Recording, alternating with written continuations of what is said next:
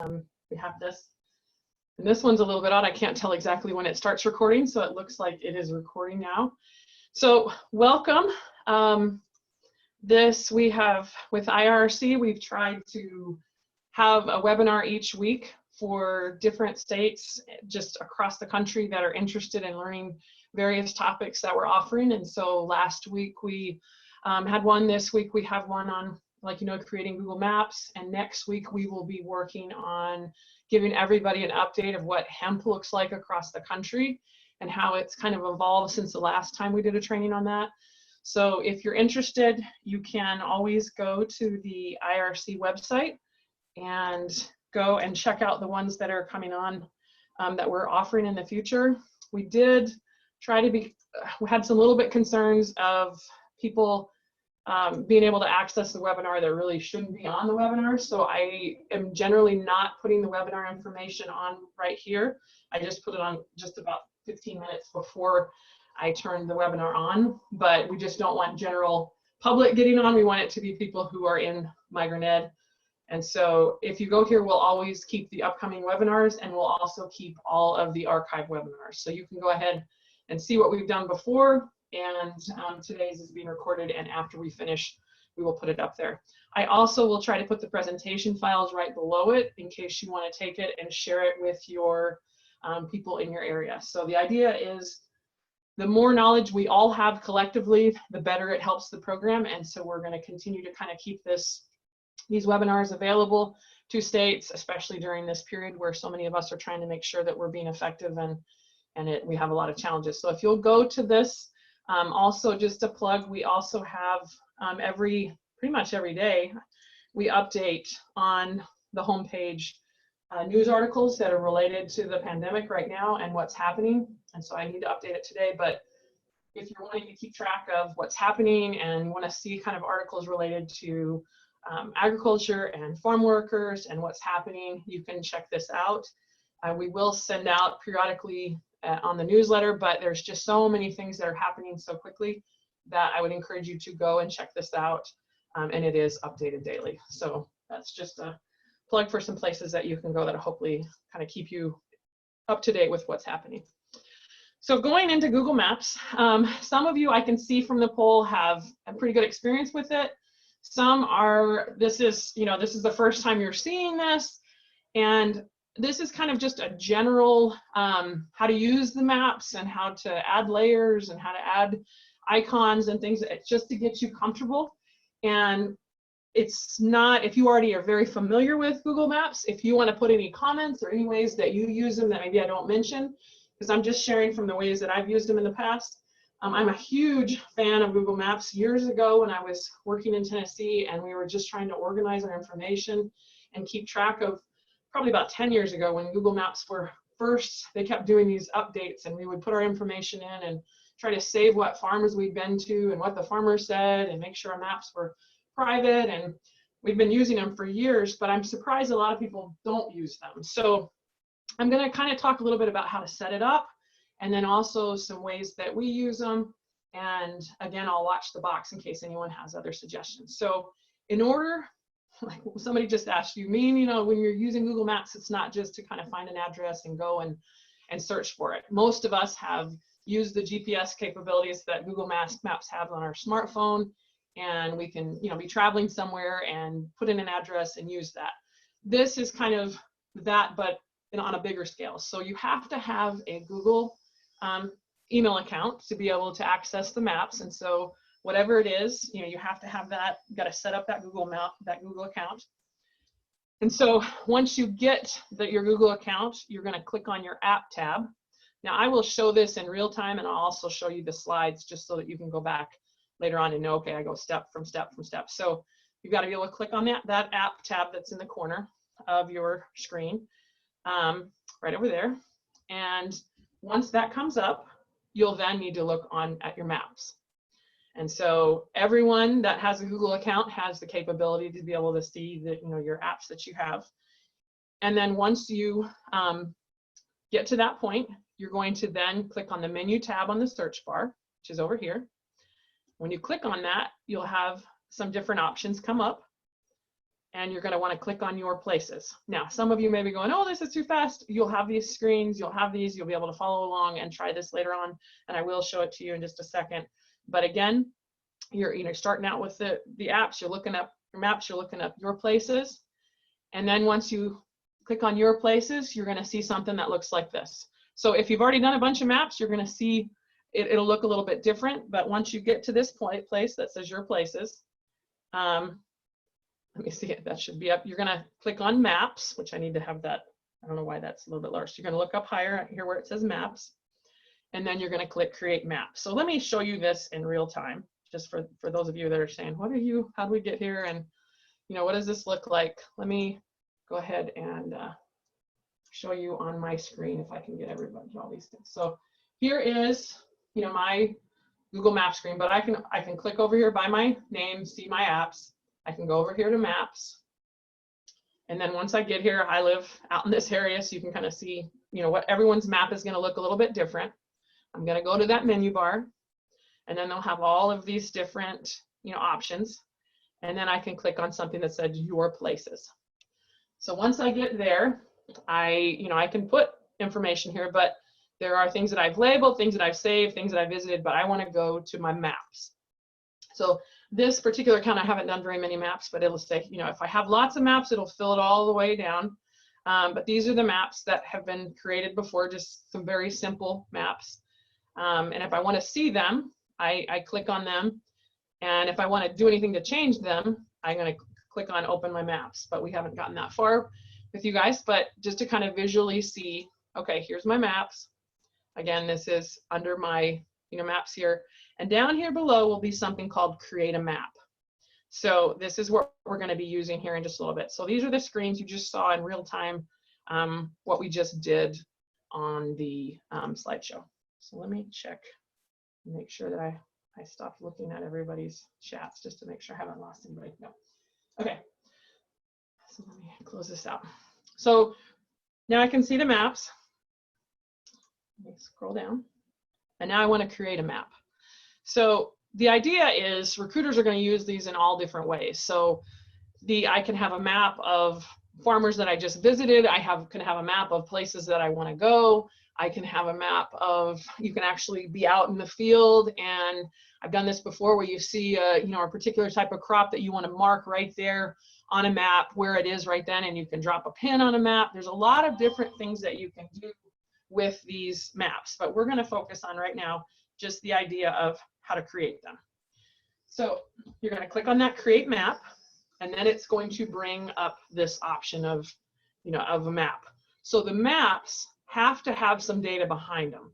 You can do a general Google search in Google, and it'll put pins on things that you say, okay, I want to look at farms, but we're wanting to create our own maps. So we have to have some sort of data that we want this map to come from. So I have an example of a listing of farms that is right here. And so all of your maps have to have some sort of spreadsheet that is behind whatever data you have. And so with this particular map, let me make sure it's big enough that you guys can actually see it. I've got some different columns. I've got a business type. I've got a business or individual. I've got an address, a city, state, zip, phone number, contact name, notes about the business, and then comments of the visit. So when I do the maps, I'm usually using it as a way to be able to visually see all of the places that I might want to go do IDNR at. And so when it's asking me here on my map to say, hey, you want to create a map, and there's this little import button, it's saying, hey, what data do you want here? Where's this going to come from? And so I can go ahead and click on that import. And then I've got to be able to pick out what file I want. So let me show you this in real time so that we'll kind of go back and forth. So let's go back to create map. Remember, these are the ones that I've already done. Now, so let's just click on create map. So once I get there, right now I can change the name. So I can decide to say, okay, I'm just going to put, IRC test map. If I'm doing this for recruiters that work with, I may put in here, this is a map of all the places in Georgia that would be really helpful to, you know, do this or this. And a lot of times if I'm working with the state and I'm updating maps, I'll put the date the last time the map was updated. That way the recruiters or whoever I'm working with will know, okay, this is, you know, pretty recent. And so we'll just put, you know, blah, blah, blah, here's our description, and we can save it. So now I have the option, I've got this add layer. So a layer, in every Google map, you can have up to 10 layers. And so when I first started doing this, I used to think, okay, I'll have a layer for all my dairy farms, I'll have a layer for all my chili farms, I'll have a layer for tobacco. But there's a different way that you can do that. One, going back to the spreadsheet, this will make sense in a little bit. If in your spreadsheet you can, you know, determine different types of businesses or different types of agriculture work already in the spreadsheet, it will make it so that you don't have to have a layer of just, you know, one spreadsheet for dairy and one spreadsheet for pecans, and you can have it all in one, and then you can use those layers for other things. And so in my spreadsheets, I always try to make sure I have a type or a way that I can kind of classify what type of agriculture work or whatever kind of place this is for my map. So that'll be relevant here in just a second. So now I'm going to import my layer. And so I can take it from Google Drive, but I'm going to go ahead and I just have an ag list. It's just an Excel file. And one thing that's really important to remember is in order for me to be able to put this data in my map, I have to have the information that Google needs. Google needs an address. It needs, you know, a clear street, a city, a state, and a zip. And then, so this very first thing it's saying is, okay, you've got this spreadsheet, but pick which columns of your spreadsheet that's going to tell us where we should put our place marks or our pins on the map. So you can say, okay, that's got to be the address and the city and the state and the zip. So it says, okay, we'll work with this. So you click on that, and then the next thing it says, well, which one of these would be your title? Which one, you know, so I like to say the business or the individual, and then I click finish. Now, if I've done this right, let me make this small here. If I've done this right, all of a sudden I'll get these pins on my map. If I've not done this right, it will error out. And I've had it error out for random things. I've had it where someone else that works with me has created a spreadsheet and it doesn't work for me until I copy and paste that into a spreadsheet that I've created. You'll run into weird glitches and you'll have to try to find a way. But generally speaking, if your streets and your cities and all of that are clear, then that will work well for you. So then at the bottom here, you'll see over here it says we have all of these different icons. And let me see your question. Someone says, what does ranch mean as an IDR activity? So this could be a cattle farm. They have, you know, they may have a bunch of cows, or some places in the country they have a whole bunch of cattle. And so that's just what I call, you know, if it's just cattle, I call it a ranch. Someone else has a question. We use Google Drive for recruiter contacts. Can I take that contacts and turn it into a map? You can definitely do that. I would just suggest that if it's student data that you do not have any sort of personally identifiable information that can be out there. So if it's your, you know, make sure that whatever contacts you're out there, that it is a private map and that it's not going to be something specifically for, you know, that would not be appropriate to put on a map. So now I have these, all of these different data that's, you know, these little pins, and it says here, do you want your icons to all be uniform style? And so you can actually go in and say, no, I don't want it to be uniform style. I want it to be by business type. So remember on the spreadsheets that was based specifically, you can say, no, I want it to be on business type. It'll take a little bit. And instead of having a whole bunch of blue icons, it's now going to change the color of these icons based on the type that it is. So all my farms are one, my grains, my hay, my seeds, bulbs, they're all different colors. And I can say, well, do I want labels? Yes, I would like to have the business name next to every single one. So now it will, as I go to this map, I can now see the names of those places as I click on these different things. It'll give me the information. So that's a helpful kind of thing. So let me go back to the PowerPoint. And I'm at my home office and somebody is at my front door right now, but I'm going to ignore them. So again, just to remind you, you're selecting that file from your device. I find that CSV files are really good. Excel files are good. So you just click on there, and it says you select your spreadsheet, whatever your spreadsheet that you want to do. We do a lot of H2A mapping, and so here's an example of like columns that you could use with H2A, you know, your ETA case number, your job posting date, the case type, your employer name, the activities. So it says your spreadsheet must include the data that you want to show up on the map. So, you know, let's say later on I go and visit this and this, you know, all these different places, and I want to put the comments of what happened with the employers. I can have a column that will say employer contact and what happened. So Google Maps has to have that clear address, city and state, and counties are often very helpful to include that in, because sometimes it's easier to filter that, and it can be helpful when using your spreadsheet. So these are some things to kind of think about as you're doing. So you want to select your desired spreadsheet. We just did this. You want to keep these files. A lot of times it's easy to keep them in a separate folder, whatever you're using to create these maps. Again, just a rewind of what you're supposed to do, make sure you have the address, the city and the state and the zip. If you have the county, that helps just to put those place markers in, and then you continue.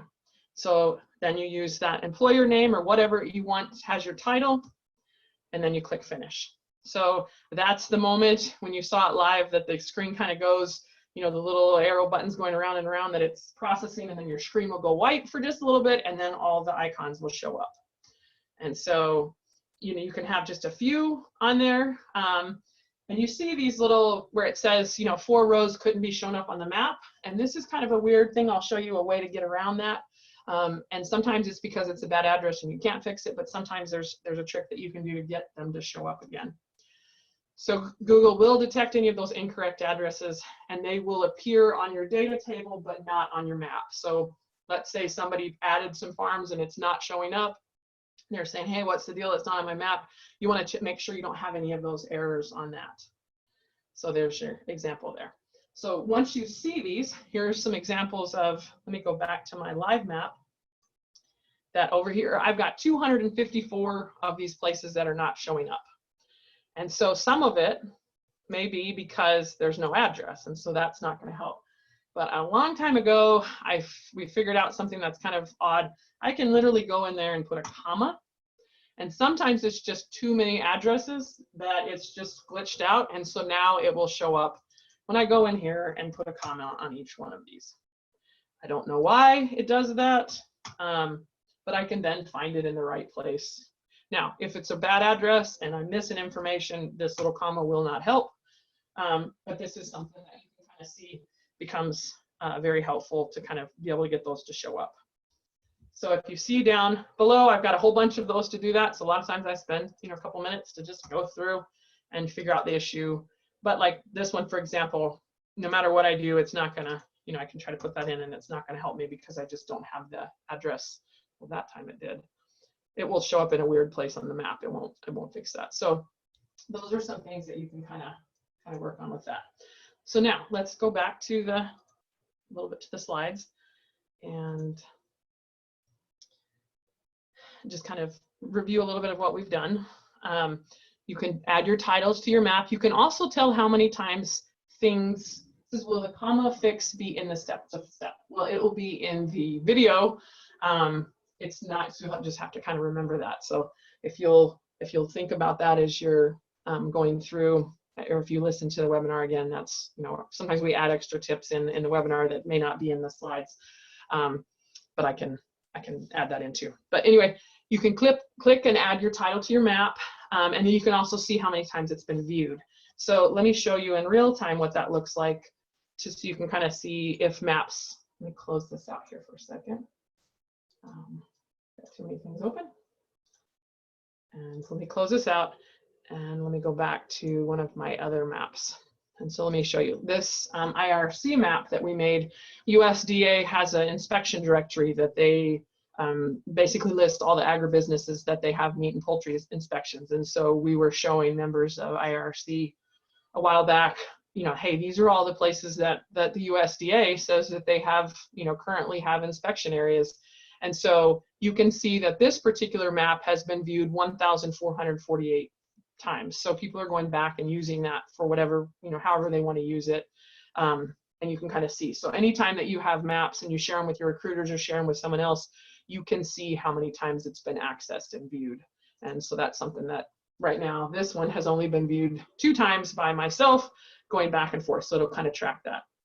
So one thing you'll see is sometimes you have these random ones that are not where you think they should be. And so that's where you may have to go in, and you can actually, I'm just going to do it kind of quickly, you can actually take them and move them when you know where the right place is and put them where they're supposed to be.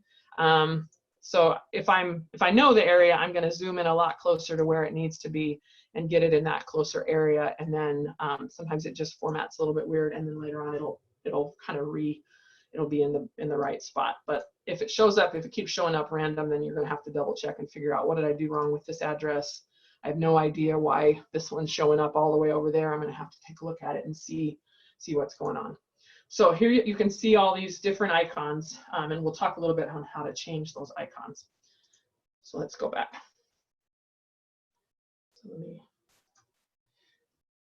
So again, we can change those. I personally really like to change the icons because I like to see when I'm out in the field what type of work it is. The red or the yellow or whatever doesn't really always help me. And so that is something that I find very helpful. Someone says in here, it's not allowing me to upload my spreadsheet. I already checked all the fields and they look good. So one thing you can do, if it's not allowing, I'd have to, maybe if you want to being able to do this right here, there could be a million reasons why it's not letting you upload it. The main thing is you've got to make sure that your columns are clear, that you have clear headings at the top, and that you have, going back to this kind of spreadsheet. Let me see if I can click out, that it looks something similar to here. You've got your, clear headers at the top. You can also save your file as a CSV in case there's some sort of, glitch that you can just say, well, I'm just going to save it as a CSV, just a regular CSV. And I found that can help. And every now and then there's just a file that I have to copy and paste it into a brand new file. It also does not like it if it's a workbook and you have multiple pages. So you have, you have not only do you have this, but you have several sheets. If you have multiple sheets, then that usually will not work. So you may need to check that, but it just needs to be a straight one-page data sheet that's either in, like I said, you can put it in CSV or just a regular Excel file. So that would be something that I would suggest. Just make sure you don't have multiple worksheet pages.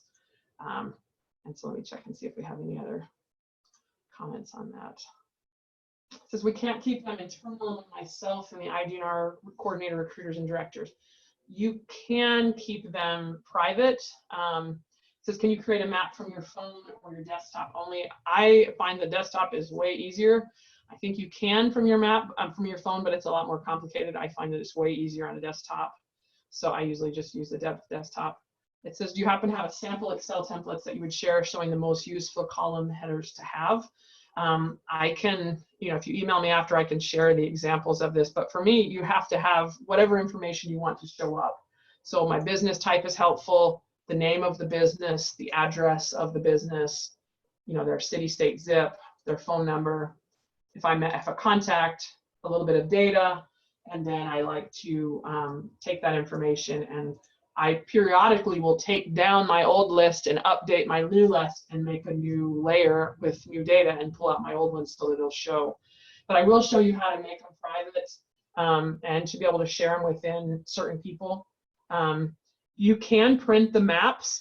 I don't find that that's super helpful, but you could, depending on what you're wanting to do. Maybe you want to just have something that kind of shows you, maybe you don't have good internet service or something, but you can download and use these offline also once you create them. So I personally don't really print them, but you could, if you know how to format things and put it into maybe a Word document or something for it to be able to, take some screenshots of it or something and then print it, you can.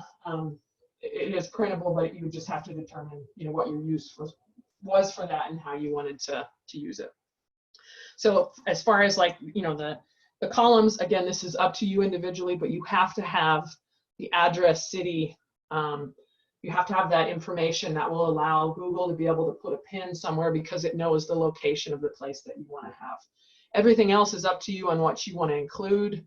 Whether you want, I again always include that type of business because I like to jam a lot of information into each layer. And so I can put 1,000 bits of information into 1,000 different lines of information into each layer if I want to. And so that for me has been helpful because I do a lot of, for states, I do a lot of maps for their entire state. And so we can do that full map and show them everything that's in their state. And I need to be able to have as much opportunity to use those layers and those as much as possible. So going back to my comment before of this idea that you have these simple icons that could be helpful. You can see there, it says, is there a way to exclude columns like phone or notes? If you don't want those on there, just delete the column. Don't put those columns on your spreadsheet. Just pull them completely off. And then, you know, but I personally like the notes if it's a private map, because then I can say, okay, the farmer said that this is the guy in charge and this is the shift change. And this is, I like to have that information in there. But again, it says if you create on desk, then how do you open it on your phone? So if you have that, if you have Google, you know, already, you're using an email with Google that's already loaded in on your phone, then you can just open up the apps that Google has for that already on your phone, and just, you would have to have that as one of your apps on your phone, and then you can open up and just use Google Maps, and it will already recognize the maps that you have. You can go in and find them easily on there. So I just need to make it private among us. Yes, you would have to make a private map. I'll show you how to do that in just a little bit. Okay, so again, I'm going to kind of skip ahead what we've already done. Here is a very wild looking map that we did for the state of, Ohio a while back, because we were actually looking at just how much agriculture they had, and they just have lots and lots of mom and pop places all over. Which can be absolutely overwhelming when a recruiter gets a map and says, oh my gosh, like, how do I do this?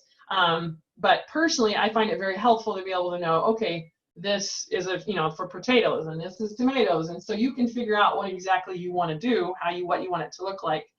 But whenever you add a layer, you can also choose the icon that you want. So when you look at this particular list, all the dairy farms have this icon. All the hog farms have the little piggy. Meat processing has the meat.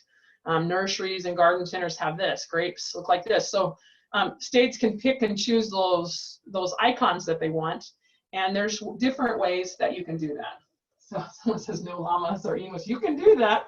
You can add, you can make your own llamas and your own. I've done goats and all sorts of finfish farms, and so you can make your own icons and add them on, or you can use the ones that Google has.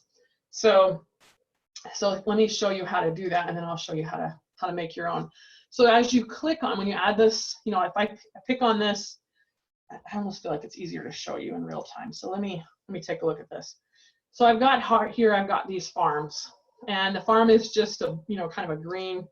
I can click on here and say, okay, I want to see all these icons that Google has. And so I can just see if they have anything related to a farm, if I can type farm.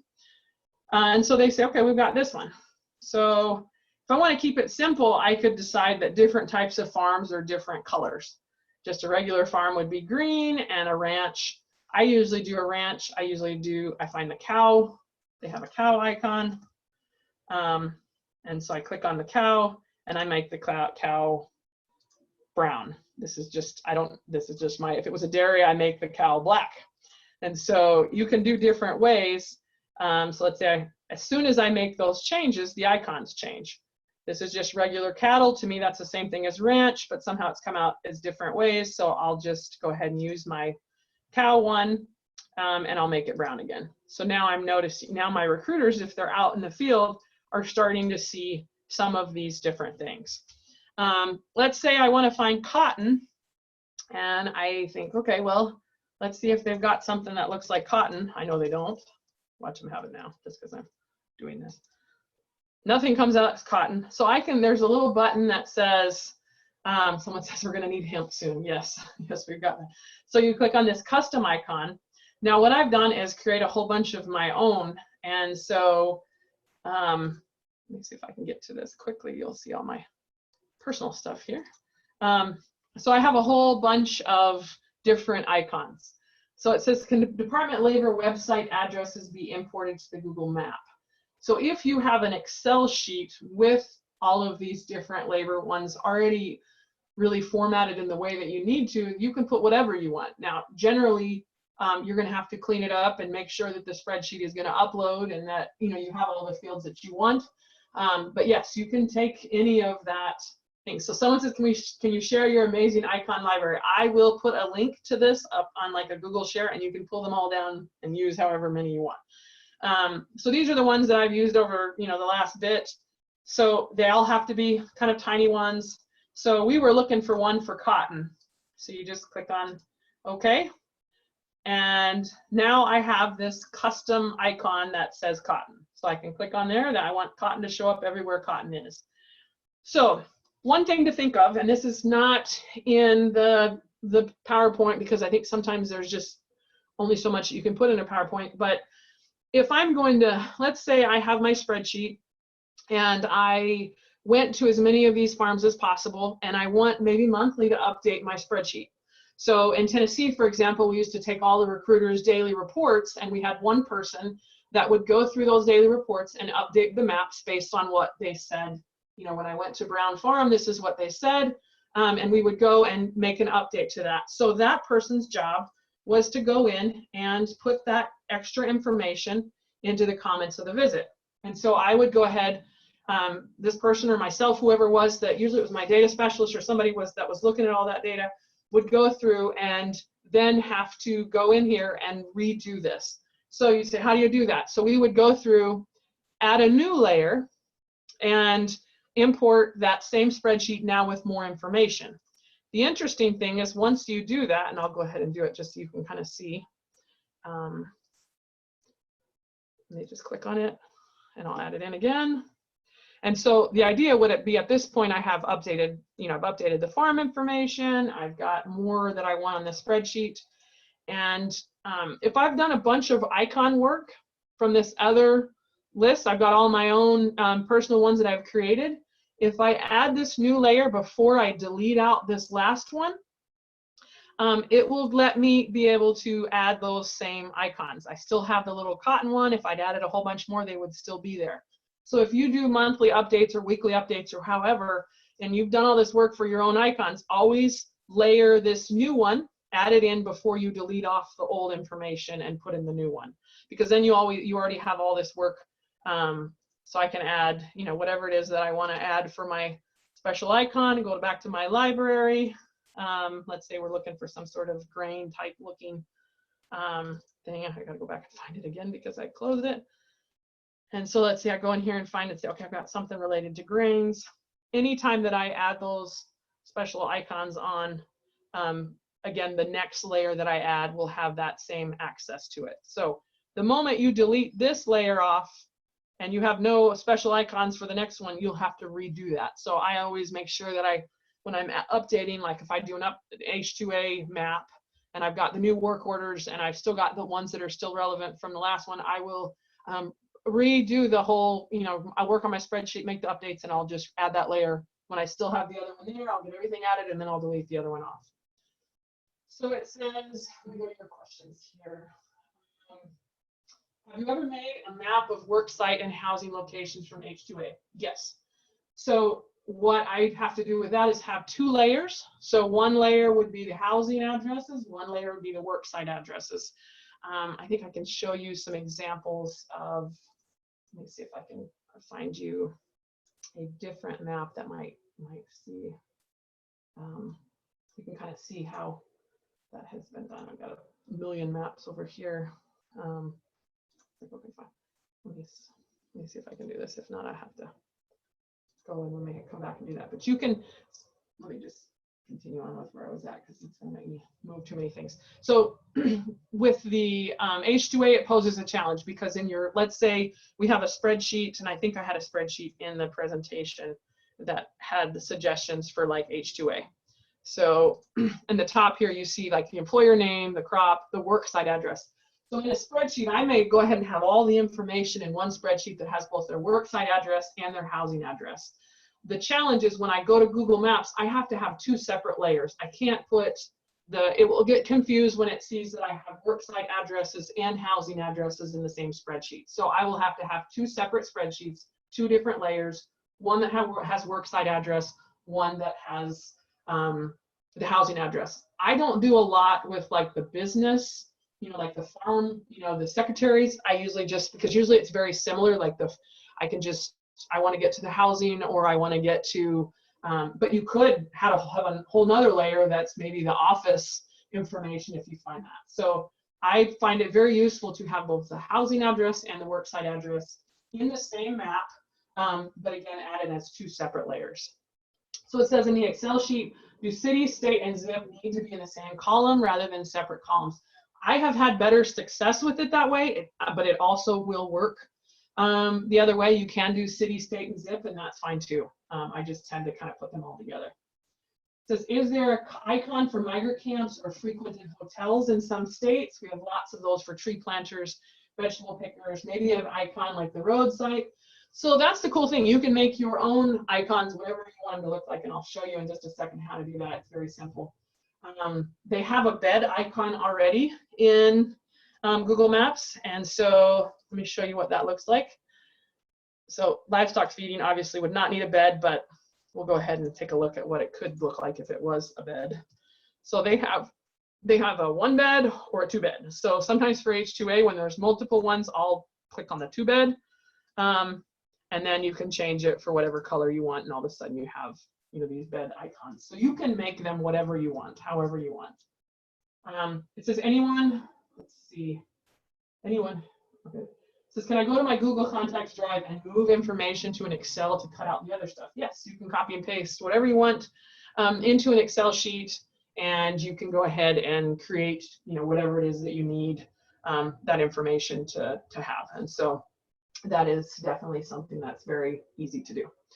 Okay, so let's look more at how to make your own icons, because people say, oh, you have these great icons. When you see how simple it is, you will no longer be impressed. But let me show you how just absolutely simple that can be.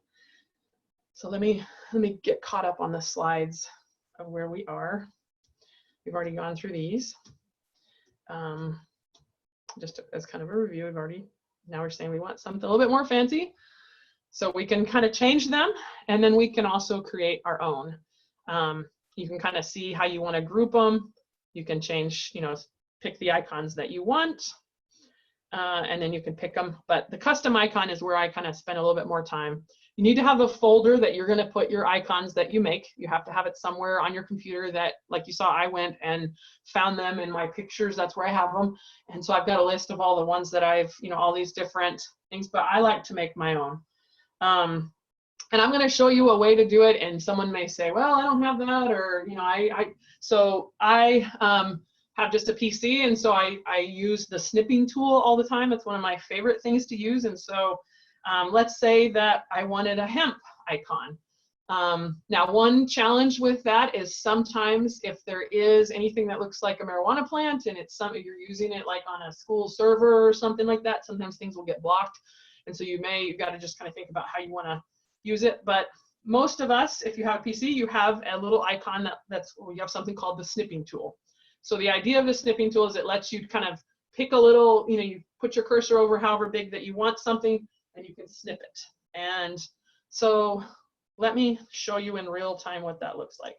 So let's say that I want a hemp icon, and I don't have one right now. And so I'm going to say, okay, does anything exist? Well, yes, we have all of these lovely little things that I could possibly use. But maybe I'm going to use this. So I can use my little snipping tool, and it'll say, okay, here's your snipping tool. I want to make a new snip. So I'm going to go here and snip this.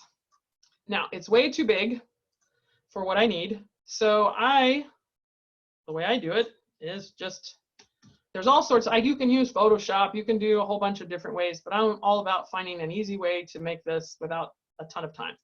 And so what I do is just, the cool thing about, as soon as I think I did that too fast. So I snipped it. Let me start that again, because I kind of went as if you had done this a million times. So I open up my snipping tool, I click on new, and then it gives me these options.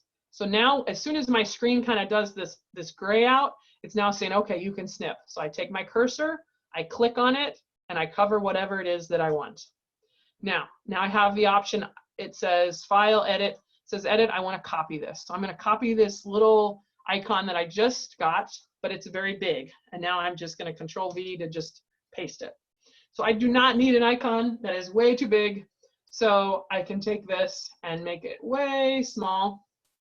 And then I'm going to use my, and I can just get my cursor out of the way, and I can use my lovely snipping tool again.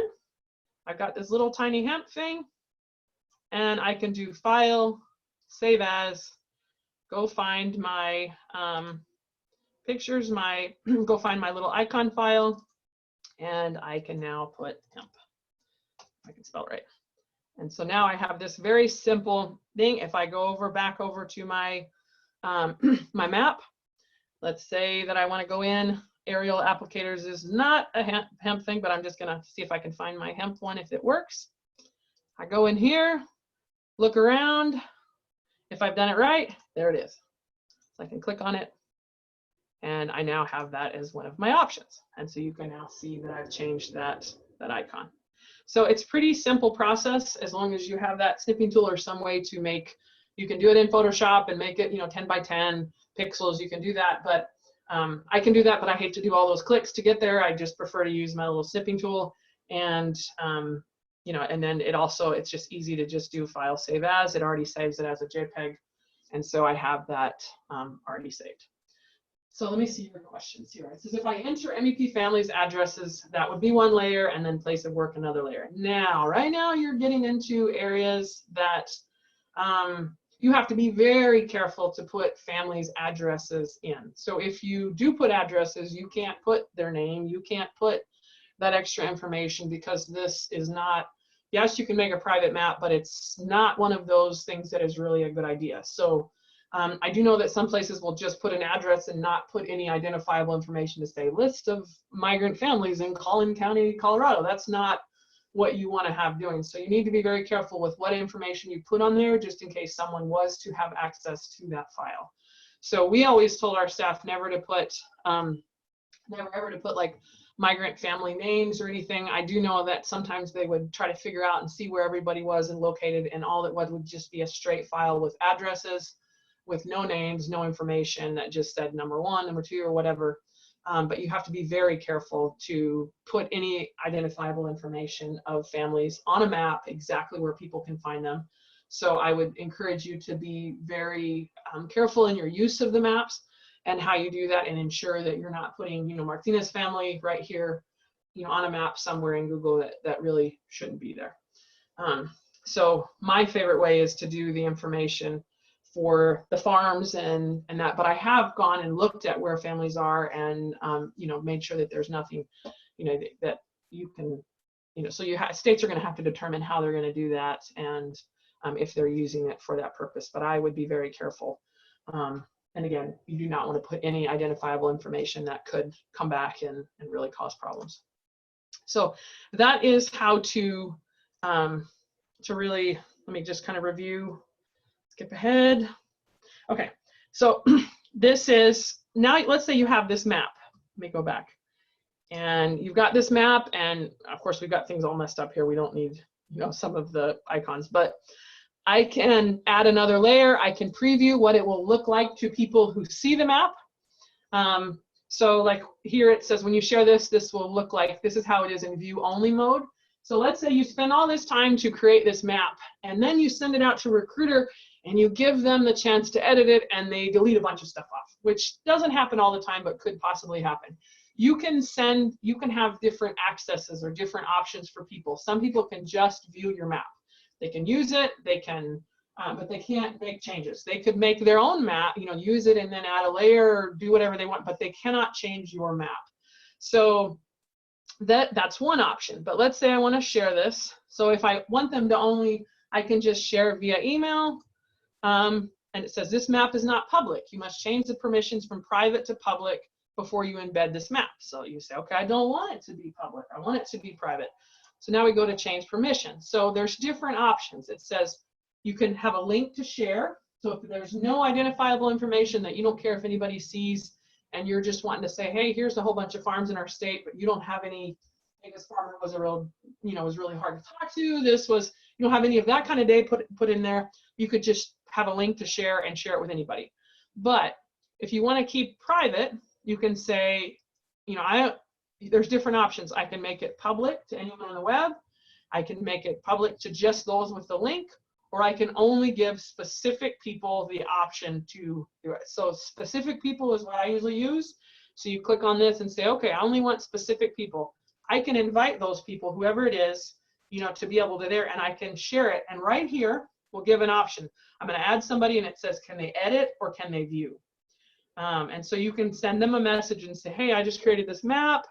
So let me send one to my different email that I have. I'll send it to myself. So if I do this, I can add a message and say, hey, this is the new map. I can't type very good, and I can also send a copy to myself. And then I'm giving myself the opportunity to actually edit, or I can say, no, you can only view, and then you send it. You can also click here and say, prevent editors from changing access and adding new people.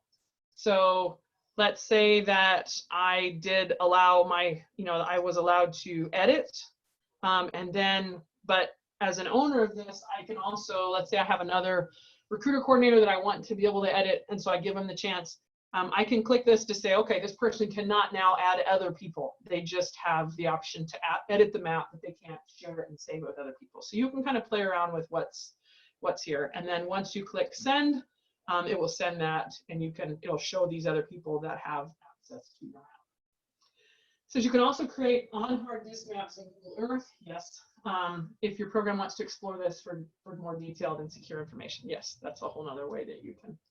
That's a whole other subject for another day. It says we can change permission as we go. Yes, that is correct. So you want to make sure that you have those right settings set up, and you've decided who can actually have access to it, and then you can share that as needed. And so when you get done with your maps, you can sign out, make sure no one else can have the access to go in as an editor and change any of that. You sign out of your account, and then that's it. So a few other things to think about. Let me check our time, make sure I'm not taking too much of your time. It says you can use in the field when recruiting to optimize your trips. It's very helpful to be able to sit and say, okay, here's all the pins around me. Which one's the closest? When's the last time it's been visited? If you're updating those spreadsheets and updating those maps, you can change your icon colors as you visit places. I know places that will use that cow, for example, and it's red when it needs to be visited, and it's green when it's already been taken care of. You can do all those things. I really find it's a great tool to help us organize recruitment efforts and save time when we do sweeps or areas that you want to kind of assign someone a particular area to work with. There's a cool way that you can do things. If you see where the little red circle is, there are some tools in Google Maps that'll let you kind of assign. You can add some lines over maps. And so let me show you how to do that. We'll go back to our map. So here's our test map. Let's say that we were going to do a recruitment effort where we've got 3 or 4 people on the field, and I want to assign them to only go to certain areas. So I can go over to this little icon, and I can add a line or a shape to say, hey, this is your area. I want you to be in this area only. And once this is created, I can say, this is Jessica's area. So anyone else that's out in the field working, maybe we're all working together, knows that this is my area that I'm responsible for. And it tells me, okay, you've got 462 square miles, 86. So I can kind of see, and this is my particular area. I can then assign another recruiter, another area right near, however I want to, and say, hey, this is your area. And so you may or may not need this feature, but it has been very helpful for me if I'm helping a state to do recruitment areas. And I hate it when you're out there and you get a lead and you hear like, oh, I can go to this farm, and then you get there and another recruiter's there. I despise that. So I think, okay, if someone's in, this is Joe's area, if he's in this area and someone gives a lead and it's my area, he's going to let me know, rather than we're both going to end up at the same place and waste time. So that is another way that we kind of added different layers to say, okay, hey, this is your area, this is my area. Nobody's assigned to this, we'll assign it, and then you can delete these off. If you don't need that anymore, I can just say, okay, go away, I don't need that. And the data will still be there from the information below, but I can actually, just get rid of that layer. So I can also be out in the field and drop a pin and do different things when I'm out in the field. And I think I need a smartphone to show you that better. Well, I guess you can do this. You can click on it to say add marker. Let's say I'm out there and I find something really good right there at that place. And I say that it's a chili field. I can't spell chili, it looks like chili field, and I've got that information. It will save there, and on my information, it will save that right there. I can change my icon to whatever it is that I want. And now it's changing my whole thing over there for the chili field. So maybe we won't change that. And then you'll see that it does random, not helpful things to you. So you can kind of see, I think I need to click on here and, and it's not letting me change my pin right there. So you can see it just did something interesting for that. And so if I click on this and say, no, I want this back to no color, you know, let's just make it, let's see if it lets me do that.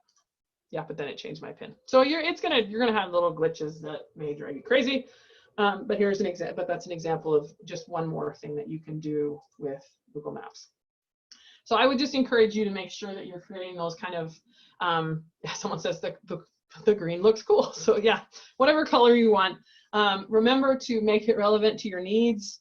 This was an example on the left side of a H2A map we made for Florida a while back, where they could just see, you know, got workers coming for strawberries. We had some coming for alligators, and in Louisiana in different places, you got sugarcane, but they could easily see what's happening and see that. So you want to just make sure that it's relevant to your needs, and again, that it never includes that student identifiable information. And so I think that's really key. This is a great tool, but we also don't want to put something that will make it so that it's not helpful for kids later. So we're just about done, but I would encourage you to continue to learn other types of maps and other things that are available.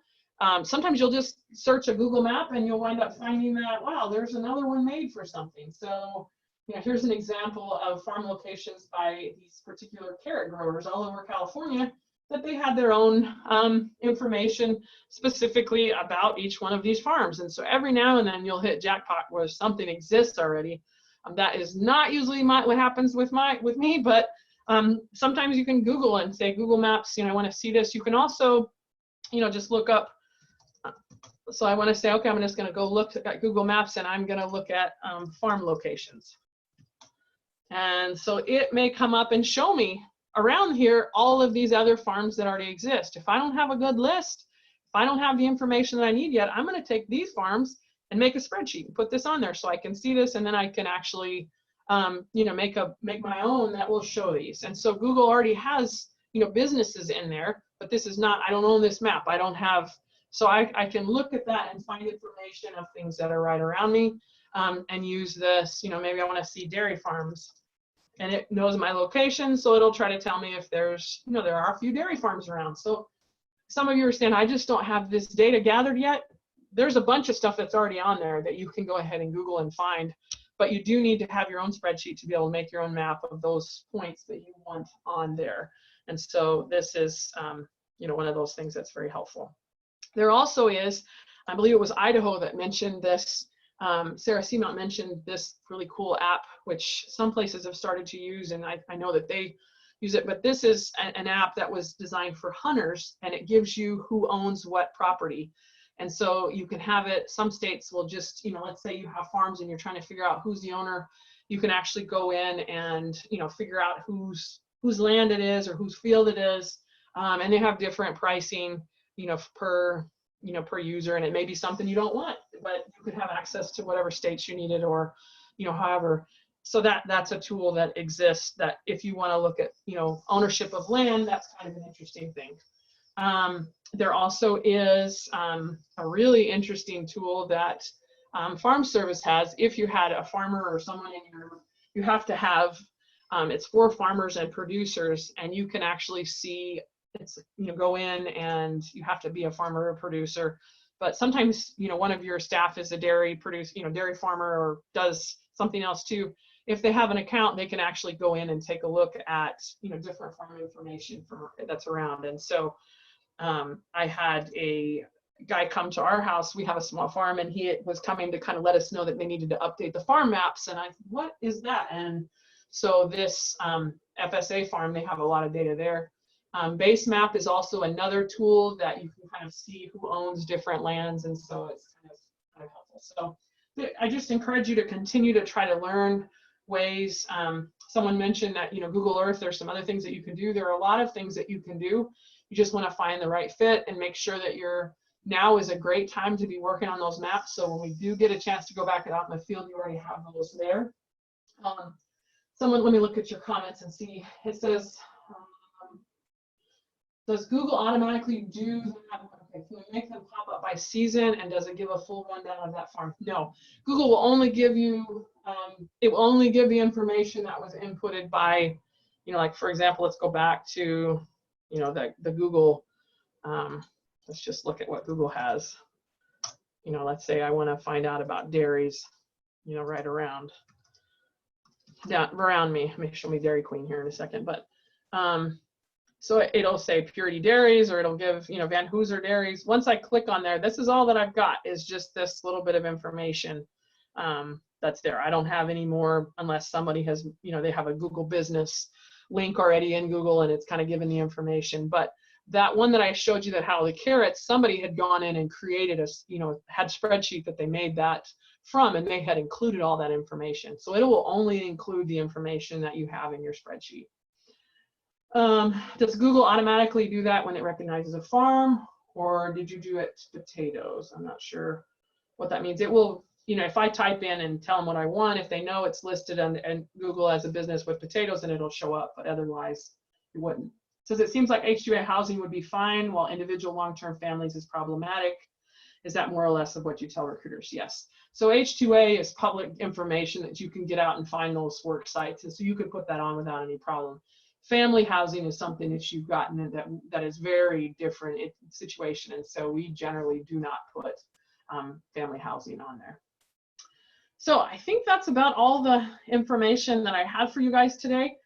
I really hope this has been helpful. I know that people use them in different ways in different states, and I just know from my own experience how I've used them, and I hope that it's been helpful. Like I said, the icons, if someone wants I'll go ahead and put a link up and share that. It'll leave that up there for a little bit if you want access to those. But the goal is that we work smarter and that we find families quicker and that we streamline our time. And I know that when we started really using Google Maps to go from place to place, we could cut off a lot of mileage and a lot of time by just doing things smarter and being, you know, a little bit better about how we're reaching out to families and what we're doing. So I hope that this has been helpful. Next week, we are going to be covering the hemp information, if that's helpful for you. We will put that information out on the kind of the listserv, because we're not trying to put it right on the website. We will put the times, but we will send it out to the listserv, so that I will send it out into an email so everybody will have that. If you're not on the listserv, if you'll reach out to me and I can get you on that. It says here, so is this only for farms, not for migrant labor camps, for migrant families' addresses? So if the labor camp is just listed as a public place that you can find just by Googling, then you can put those on. If it's directly, you know, this is Jose Rodriguez and these are his 4 kids and they live in the house, I would not put that on a map. So you just have to be very, very careful on how you do that. So again, thank you for your time. Please go back and visit the IRC website if you want to keep up with what's happening with the news articles, and we will try to continue to have hopefully webinars that are helpful for people. And we thank you very much for your time this morning, and I think I might have a couple other questions. I'll just make sure. We will put the PowerPoint on the website below the archive. It says, once I create the layers and change the icons, can I filter by just the industry? Example, I have multiple industry under one layer and I'm trying to just visit dairies. Can that be done? So when you go to your maps, if I click on just the dairy icon, you know, you might want to make, you know, your own map with just the dairies, but a lot of times, let me just show you. So if I'm trying to just see one, if I'm trying to just click on here, it's going to show me everything unless I pretty much have a map that only has dairy. So if that's all that I want to see, then I would just create a layer, or, you know, just a map with just that. It says often the dairy location is the same as the family's housing, isn't it? It is best not to use Google Maps. So if the dairy is just the business location, you have no problem. But if you wind up identifying this as worker housing or something, then that's a whole other thing, because the dairy is automatically just general business information that's out there. Is it possible to have this emailed to me? Okay, there are tons of you, and so no, I will not email, but I will put it on the IDRC website, and you can go find that under here, under the webinar, and you can find it over here with the archive webinars, and I will put that on this morning. Could you please repeat the website to enter Google Maps application setting to learn all this? That is just, you have to have a Google account, and when you have that Google account, it is just going over to your, at the beginning of the, let me see if I can just show you. All Google accounts will have these little, you know, the applications over here, and so you've got to look and find your maps in that. So thank you very much for your time. I appreciate all of you guys, and I will, we'll get this up here and archive just as soon as possible and get the information out to all of you. So thank you very much for your time. We appreciate it.